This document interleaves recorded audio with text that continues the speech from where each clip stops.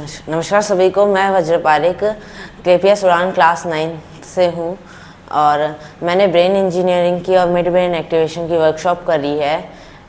इसी से मैंने एक चैप्टर याद किया है अपने SST का, Nazism and the rise of Hitler. इस चैप्टर में शुरू में एक बच्चे की कहानी के बारे में बताया गया है जो कि था हेलमुथ। वो जब सुबह उठा तो उसने देखा कि उसके मम्मी और पापा बात कर रहे थे कि अब हमें सुसाइड ही करना पड़ेगा क्योंकि जो जूइश लोग हैं वो हमें छोड़ेंगे नहीं। ऐसा इसलिए क्योंकि उसके जो पापा थे वो जर्मन आर्मी में एक साइंटिस्ट थे, तो इस वजह से जूइश लोग जो थे वो छोड़ते नहीं।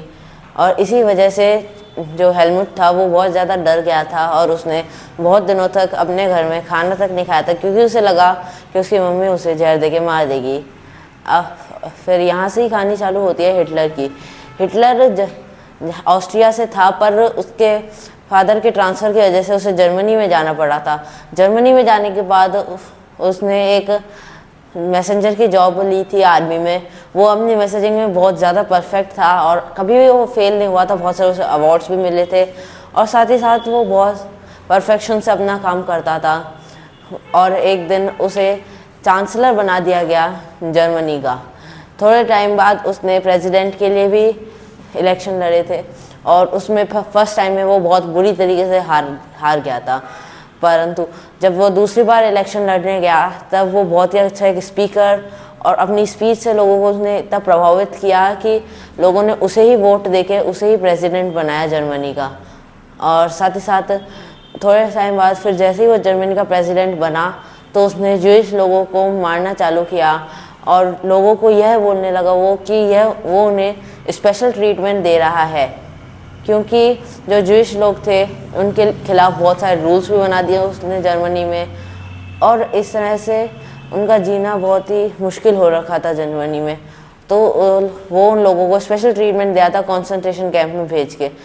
तो और ये भी माना जाता है कि जब उसने किलिंग करी थी उससे इतने ज़्यादा लोग मारे गए थे कि जूतों का और चश्मों का ही एक पूरा ढेर बन गया था। वो बॉडीज़ जो डेड बॉडीज़ थी उन्हें दूसरे देशों में डिस्पोज कर देता था। इस वजह से कई देश उसके दुश्मन भी बनते गए। साथ ही साथ वो जो जितने भी लोग थे जर्मनी के वो सिर्फ जर्मन से ही शादी कर सकते थे, जूइश लोगों से ना तो वो शादी कर सकते थे। और अगर कोई जूइश लोगों से शादी करता था तो उन्हें पनिशमेंट भी मिलती थी।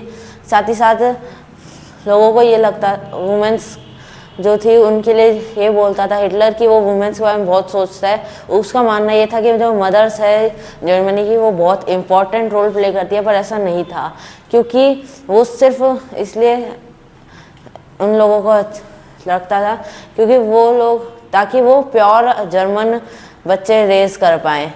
और जो छोटे बच्चे थे वो उन्हें स्कूल्स में भेजता था ताकि वो ज़्यादा से ज़्यादा अपनी आर्मी को बढ़ा सके।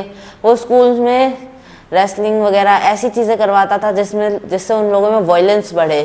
साथ ही साथ वर्ल्ड वॉर फर्स्ट के टाइम पे उसे बहुत ज़्यादा बुरी तरीके से हार हुई उसकी।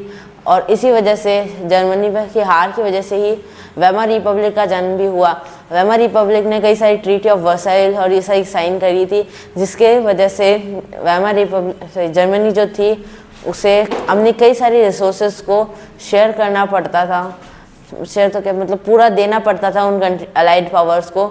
और इसी वजह से जर्मनी की इकोनॉमी बहुत बुरी तरह गिर चुकी थी। तभी एक जना आया अमेरिका का डॉस नाम से। उसने डॉस प्लान इंट्रोड्यूस किया जिसके अनुसार जर्मनी के लोग थे वो लोग जर्मनी जो था वो अमेरिका से पैसे ले सकता था ताकि वो अपने जितने भी वो उस पर फ़ाइन लगे हैं वो रीपे कर पाए। और यही फ़ाइन रीपे करने की वजह से उसे अमेरिका को गोल्ड देना पड़ता था। गोल्ड की वजह से जो वॉल स्ट्रीट एक्सचेंज जो कि स्टॉक मार्केट था उस टाइम का अमेरिका का बहुत बुरी तरीके से क्रैश हुआ था। लोगों ने अपने पैसे पूरी तरह से उसमें से विड्रॉ कर लिए थे। इस वजह से अमेरिका की इकोनॉमी पे भी बहुत ज़्यादा अफेक्ट पड़ा और उसे पूरी तरह अमेरिका की इकोनॉमी भी गिर गई। इतने में ही हिटलर ने अपने आप को वापस पावरफुल बनाने के लिए सेकेंड वर्ल्ड वॉर का ऐलान कर दिया। सेकेंड वर्ल्ड वॉर में उस सेंट्रल पावर और अलाइड पावर दोनों में दोनों में ही अमेरिका लड़ना नहीं चाह रहा था, पर हिटलर ने जर्मनी ने और जापान ने अमेरिका में इतने अटैक्स किए कि मजबूरन अमेरिका को आना ही पड़ा सेकेंड वर्ल्ड वॉर में।